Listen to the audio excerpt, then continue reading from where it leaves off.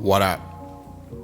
It's your boy, Wall Street, ready to talk some hoops. And today, I want to talk about my favorite team in the world, the Washington Wizards. And I want to talk about Alex Sarr, the number 2 overall pick in this past year's draft, because a lot of people have already kind of written Alex Sarr off like he's just going to be some average NBA player, not going to be good. I'm not at that point yet. I do think there's a lot of potential for Alex, and he's having a decent season in my mind. He just has a lot of things that he needs to improve on, but I don't think he's a bad player. I just think he's extremely raw. He's extremely raw, and he needs to be molded into the player that can do a lot of different things on the court. But he's not that player today. So last night against the Atlanta Hawks, he had a career high 20 points. He's played 11 games so far. He's played every single one of the Wizards games this season so far, which is good. And he's, playing a solid dosage of minutes per game as well. He's playing 25.8 minutes per game, started every game, averaging 10.5 points per game, nearly 6 rebounds, 2.2 assists, 2.4 blocks, which is within the top 5 for blocks in the NBA. So he's doing a lot of good things, but his shooting percentages are awful. He's shooting 36.5% from the field, and he's shooting 21.2% from three-point range. And he's taking nearly 5 threes a game, which, Alex, if you're listening to this, you need to stop. You need to stop taking the threes. I get it. It's a big part of the league today, but I just think he needs to work on his shot a lot before he gets to the point where he is, just able to take threes consistently and hit them at a high clip. He's not there yet. But the main thing I want to address, which I did see a lot more of last night, which made me happy, but in the previous 10 games, I felt like he wasn't always playing with a ton of energy. And as a 7-footer in the NBA, and also not being the biggest guy in terms of weight, like he's only 205 pounds at 7 foot, 7'1", so he's got to bulk up, right? And he just needs to play with like a crash out mentality, and not mean go and hit people and like that's not what I'm saying. Like, don't get into fights, but I'm saying crash the boards, play extremely hard defense. Who cares if you get a foul, right? We're 2-9 on the season. Just play your absolute hardest and set a tone, because you're the biggest dude on the court. You have to set the tone on defense, and you're getting a lot of blocks, but you need to just try to be a paint beast before you kind of move out and try to take, deep threes and like that. It's just, you need to kind of figure out that first before you start doing all this other stuff. And I think it's good that they're letting him get reps up and shoot shots in game that he wants to eventually be able to hit at a higher clip. But sometimes I see him relying way too much on shooting threes, and it irks me. I'll be sitting on my couch being what the fuck are we doing? You need to get in the paint, and if you shoot a 3, cool, but chase the shot. Don't assume you're gonna miss, because then you're actually just gonna miss every shot. But every shot that you take, you should chase it. As a center, you should always be doing that. And I just don't really understand what's going on here.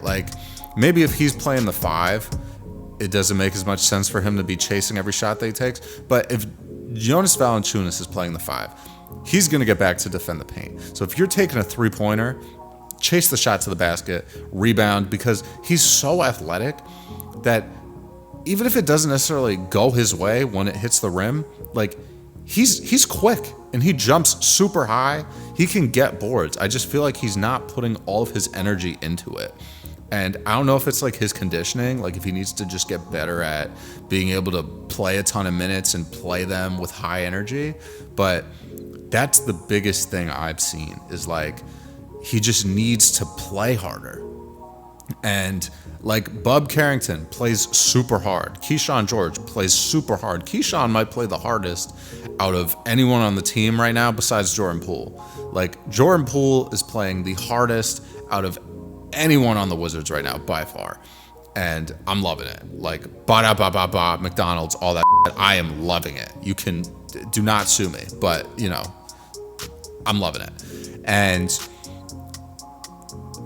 I just think it needs to rub off on Alex more. As long as it can rub off on Alex and he learns to be a very elite, high energy guy, the stats will come, right? Like, I think maybe right now he's just focusing a lot on, you know, he wants to exceed expectations. He's obviously on a team with 2 other first-round picks that are playing decent minutes. You know, before Kuzma came back, Keyshawn George was in the starting lineup as well. Now it's pretty much just Alex and Bub from the rookie group that are starting. But he's got to learn to play with just like any means necessary mentality. Like, it doesn't matter if you have 0 points or if you have 50. You should go after every single rebound. You should try to contest every single shot without fouling, of course, which is an art in and of itself. But that's going to be the way that he succeeds in the NBA. And that's going to be the way that he succeeds on the Wizards, because I don't know if he's ever going to be a truly just like gifted offensive player.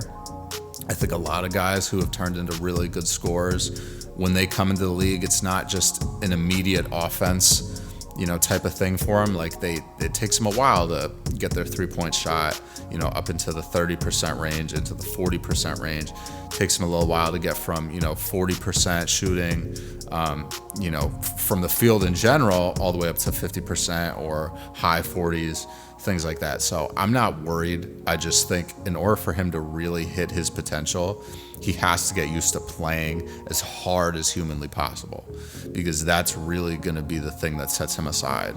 Because there's plenty of guys in the league who, you know, can shoot and can do a ton of other stuff, but there's not a lot of guys who are 7 feet tall that play every possession like it's the last possession they're ever going to play. And if he can do that, he's going to be just fine. He will be the best player to come out of this draft class by far if he can do that. But until he starts really playing every single game with intense energy from the minute tip-off comes to the minute the, you know, final horn sounds, that's what he has to do. That's what he's got to do. So let me know what you guys think, though. I'm not sure if any of you guys have been watching Wizards games like I have. Been watching every game, because that's just who I am. But let me know what you think about Alex, what you think about the other rookies in the league. Who do you think is going to come away with the Rookie of the Year award? It's probably going to be a tight race coming down to it, just because there's not a real, you know, set in stone star out of this class right now. And it seems like we're going to have a lot of competition kind of coming down to the wire as to who's really going to come away with the Rookie of the Year award. So let me know what you guys think. As always, if you like the video, please hit me with a like, hit me with a subscribe if you're not already subscribed. If you did not like the video, give me a dislike. I'm open to all opinions. Let me know what it is. Without further ado, catch you guys with the next one. Take it easy, stay safe. Peace.